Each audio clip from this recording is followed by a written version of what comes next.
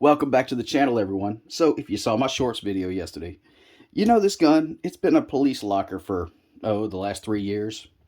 Well, anyway, I want to bring it back into service. I'm lucky to have even gotten it back, so, yeah. Let's go ahead today. We're going to go through it. We're going to put it back into service. First thing we got to do is cut this tie wrap. Well, anyway, this gun here, it started off, it was my AR-15. Years ago, it was actually the first lower that I've ever built, okay? The lower here, and I'm going to adjust the camera angle a little bit here. And bump some stuff, apparently. In fact, this lower was the original lower to this upper. Now, of course, back then I had it all legal and had a pistol brace and everything on it, you know. I would never break the law by intentionally making an SBR or anything like that. Well, nonetheless, this gun, and we're going to pop it apart and just check it out. It was loaned to my cousin. Oops. He was having a problem with a local gang for the most part. He lives over in Mississippi.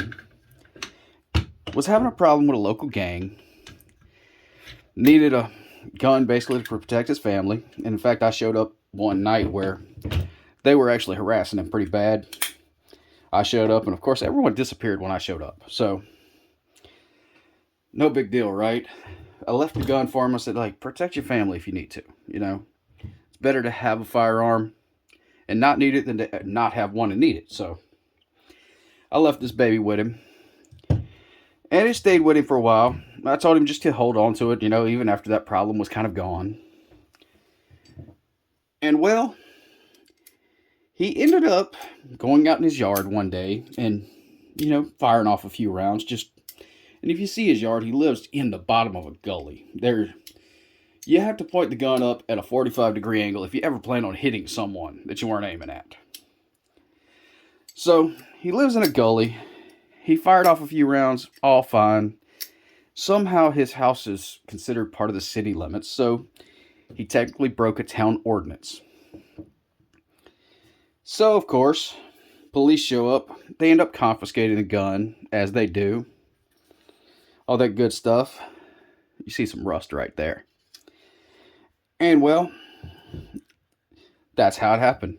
I had a 100-round drum with it and a magazine. Of course, I don't plan on ever getting those back. Didn't plan on getting the gun back. But anyway, yeah, the police confiscated the gun from him. They held it.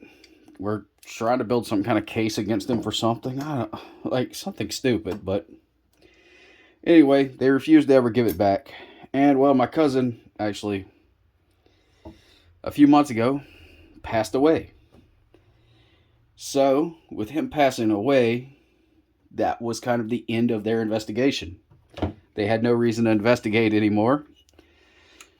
So it ended up, his wife, she gave the police hell until they gave the gun back, basically. And got it back to me. So, again, never once expected to get this gun back. I'm, of course, the kind of person that I don't expect a gun back if I loan it out or something anyway. I just pretty much, I gave it to you with the, you know, without you knowing, basically, you possibly thinking you're supposed to give it back to me. I find that way, don't make enemies as much. If it's a gun I'm not willing to part with, I'm not going to give it to somebody. That's simple. Same way I do with money. If I give you money, I don't necessarily plan on it coming back. If it does, it's a surprise. And I hope you'll give it back to me, because, I mean, I'm not exactly going to loan you more money if you don't. But nonetheless, just wanted to check this gun out real good. I'm going to take this thing, I'm going to try to hold it up to the light and see. Check down the barrel. The barrel actually looks almost perfect. So, that's good news at least. I'm going to flip it around. No, I wish I had a way to show you guys. But, oh yeah, good clean bore. So, not worried about that. Everything is pretty much surface. Going to be an easy thing to fix up, clean up, all that good stuff. And if you're wondering about the paint, yes, so the paint wasn't if you guys remember back when hydro dipping got really popular. Yeah, this was a hydro dip attempt with a few colors. It was white, light blue, gray, I think black as well. Just kind of a winter camo type mixture. I didn't like the way it came out, so I just painted it all gray. And that was about it. So,